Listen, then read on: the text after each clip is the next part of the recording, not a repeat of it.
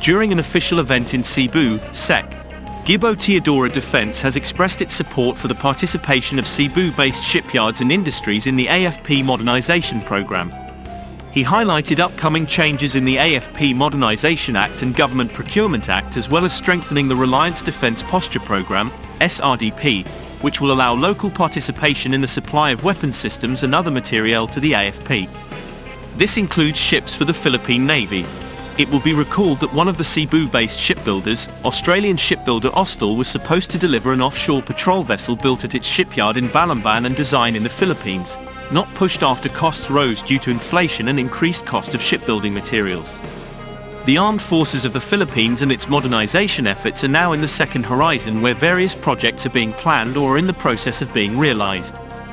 One of them belongs to the Philippine Navy, which wants to get a platform that is capable enough to be a deterrent, such as submarines and ships that will replace some of the old World War II era ships such as offshore patrol vessels, OPV, whose program requires at least six units. Now, plans for an offshore patrol vessel recently became better known in the mainstream media when the Minister of National Defense, Mr. Delfin Lorenzana, surprisingly revealed that the Philippine Navy will acquire that many OPVs, he said, from Australia-based shipbuilding company Austal in 2017, which acquired a shipbuilding facility in Balamban, Cebu City. From that perspective alone, this first announcement comes with both enthusiasm and trepidation, in the sense that while it may mean more pride for Filipino workers in the shipyards where they will build OPVs for the country and its national interests, it may as well be the case.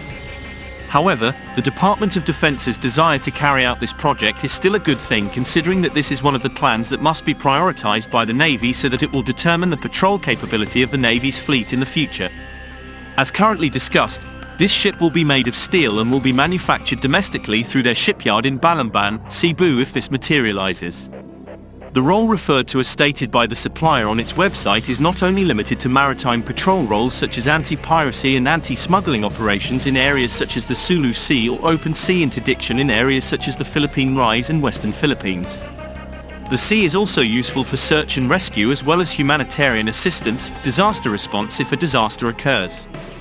In this project, Austal submitted its design, which came from the Royal Australian Navy's Cape-class patrol ship and the Australian Border Force, which was equipped with an Armidale-class patrol ship which was on patrol duty, in which several of these ships participated.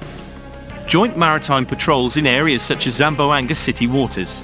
Although derived from the Cape-class patrol ship, the ship offered by Austal will be larger, with a length of 80 meters, steel used to build the hull, and get a helicopter deck and Austal's Marine Link ship control system and ride control technology.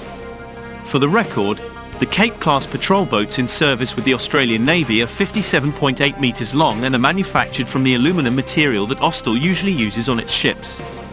However, if construction of the ship begins at that time, it will join ships such as the BRP Tagbanua and the BFAR Multi-Purpose Patrol Vessel, MPPV, built at Jacifa Slipways when these ships were built in the Philippines, thereby providing jobs for the company's employees.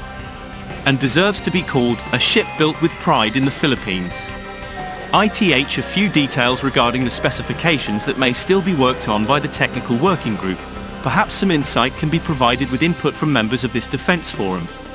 To conclude the note, considerations will certainly include the features that the current Cape-class ships have, plus the features added in the proposed design, such as having the RHIB davit and funnel amidships, providing space for a helicopter landing pad at the stern of the ship. Add to this that the Navy with its technical group considers that the OPV should be armed with a 76mm cannon, two 30mm secondary guns with space reserved for short-range air defense, and anti-ship missiles. These weapons will definitely make these ships more armed than regular OPVs, provided the system can be executed as programmed with the ship's hull. Therefore, it would probably be good to witness more of these developments, as these ships will determine the Navy's ability to patrol its waters, as well as ensure the presence of these ships in areas that require them, thereby enhancing the security and maritime domain of the Philippines.